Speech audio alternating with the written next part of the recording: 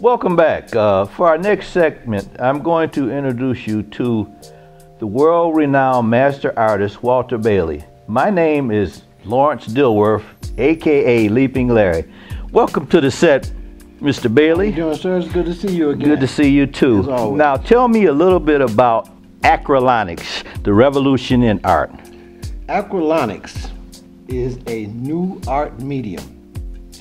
It began in the 1960s, late 60s, when I was in search of a medium, a style, an expression that would distinguish my art from all other artists' work. Right in the middle of a revolution, the country was in a major social revolution, and the revolution among artists was the same. We were looking for something different, something unique, an expression that would speak of our art or my art in an exhibit with 100 other artists' work. You'd be able to distinguish my art. So I started experimenting. I experimented at that time with burlap. I experimented with paint on glass, paint on mirrors, black velvet painting. I don't know if you remember the black velvet paintings with the zodiac sign, but I experimented and explored mediums so that I could begin to define an art that would be mine and mine only, a personal statement. And one of the things that you had mentioned to me at your studio, when I visited your studio, was that you said art changes every 100 years. Art is a natural human discipline, which means that it is subject to the changing as it does in the universe. Everything in the universe is in motion. Everything changes. And visual art is the same. Every 100 years or so, visual art must adapt and change in order for new art to be born. Now, when we go back to the story of what I was looking for during the late 60s, then we begin to understand the changing mood of art, breaking tradition to find new traditions, breaking with the traditional mediums to find new mediums. So during the 60s, the late 60s, the revolution was taking place, and one day a friend of mine gave me a acrylic panel. It was small, 10 by 24, and I had never worked with it before, but I had been used to glass and mirrors. And I started playing around with it, and I was able to produce flat colors on it. I was able to create a medium, a style on that acrylic that intrigued me. And it wasn't the process of getting the paint on the acrylic that intrigued me, it was the finish. The high gloss finish. When you finished the artwork and you looked at it, it was a highly glossy, intriguing work of art. Even though it was small, it was flat colors. And I said, this is something different. So for the next 5 years, I began to experiment. I began to explore creative quality. I began to explore the idea of breaking with paper, because in traditional teaching, you learn how to produce on paper and canvas. Now, if you paint on velvet or if you paint on mirrors, you're breaking with tradition. But from hundreds and hundreds and hundreds of years ago, it's always been paper and it's been canvas. But this acrylic was something new. It was something unique, and I wanted to explore it. It took me 5 years. One of the things that I really enjoyed was visiting your home and seeing some of your artwork, and I was in awe.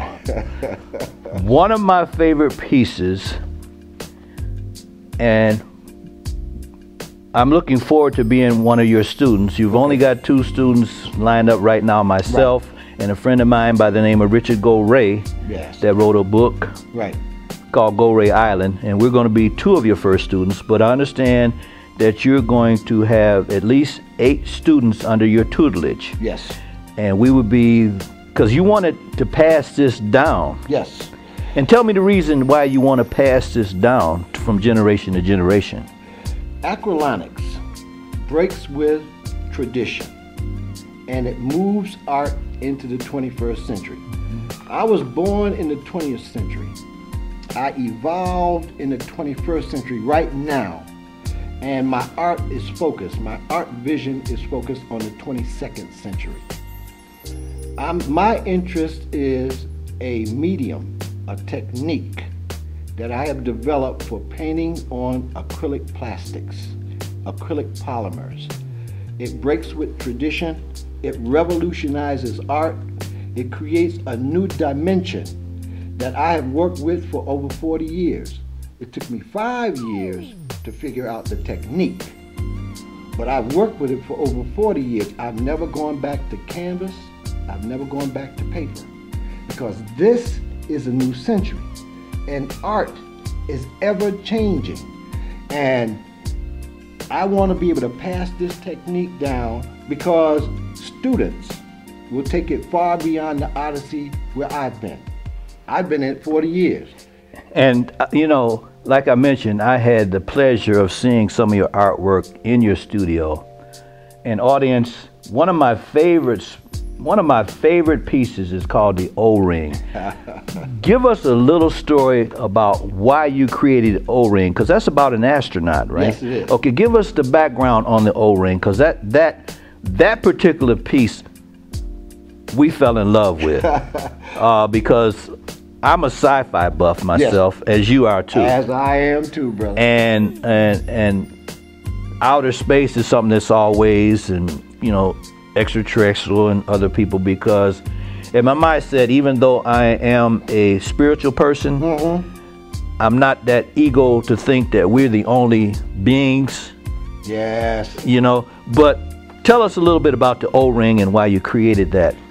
The O-ring is part of my lifetime collection. I haven't shown it, and it's going to go into my legacy. You know, if God forbid something happened to me, but it's going to be my legacy piece. The O-ring came from being a sci-fi buff. Every time, you know, we sent up a exploratory mission into outer space, I would watch these launches. And I happened to be watching a launch one day off the Florida Keys, and as it was going up, it reached about 100 miles or so, and then exploded. And it, you know, to see a space mission, it's a sad thing to see what these young men and young women training, you know, for years to do. You know, a tragedy like that happens. But I followed the tragedy and the investigation, and I found out a $2 rubber seal, like a washer, that held two pieces of pipe together, deteriorated and allowed the rocket fuel to leak. And that leak caused the explosion. It was called an O-ring, a small piece of rubber could destroy a multi-million-dollar piece of machinery and a grand mission into outer space. And I felt compelled to create an artwork in dedication not only to space travel and my love for sci-fi and the fact that we need to continue space travel, but to the men and women who lost their lives in that craft. And you also have another piece that is a tribute to the firefighters that tried to save your studio, because you lost a lot of your artwork in that. So tell us a little bit about that. And I looked for a studio in early 2000, around 2003, and found a studio on Pequot Street in Detroit, Michigan.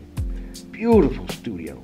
I was able to create a small gallery. I had an instructional studio there. I had 8 students from the Arts League of Michigan, and we were progressing. My wife and I, Vera, had put a lot of work into that studio, and we wanted a studio and gallery. We wanted instructional. And for a couple of years, we worked diligently to make that studio work. Well, in '05, June 5th, somebody called me and told me that there was a big fire on Piquette Street. And me and the wife thought this might be a time for us to go down there and see what was going on. It was around 11:30 in the evening. When we got there, there was a huge factory across the street from us that took up a whole block.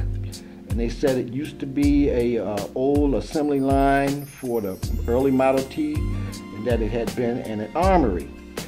And it was on fire at the other end of the building, the John R. end of the building. Well, over a period of 6 or 7 hours, it burned all the way down the whole block until it reached the building that my studio was in. And the flames were so huge, the fire was so intense, until it reached across the street and set the 4th floor of 411 Piquette Street on fire, where my studio was housed, right on the 4th floor. And it crashed in through the windows and set my studio on fire.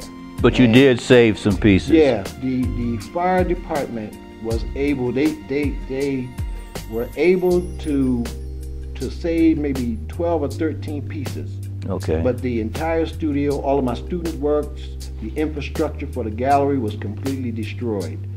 And from that dedication, because I never really knew, I've seen firemen all of my life do their thing at fires, even when I was little, but I never understood what firemen and firewomen really do until that night. And they came and found me. I was sitting up against the wall and I was watching the flames come out of my studio, and these 3 firemen approached me and asked, one of them asked me, "Are you the guy with the studio?" I said, "Yeah." He said, "Well, we got the fire out. We saved some of your stuff, and it burned quite a bit of your room." I said, "Did I get hit?" He said, "Yeah, you got hit hard." Yeah, but one of the things about firemen is they are truly our heroes, and they're the ones that run it to a building while we're running out. That's right. Now, I want to thank you for being my guest today, and you can see more information on master artist Walter Bailey, and some of his works will be coming up within this segment too that we talked about. And you'll be hearing more information about acrylonics, the new revolution in art. So stay tuned, and we will keep you posted because we are looking for some more students. Once again, thank you, Walter. I appreciate you coming. Yes, sir. And this has been another segment for TV 34. The Revolution of Art.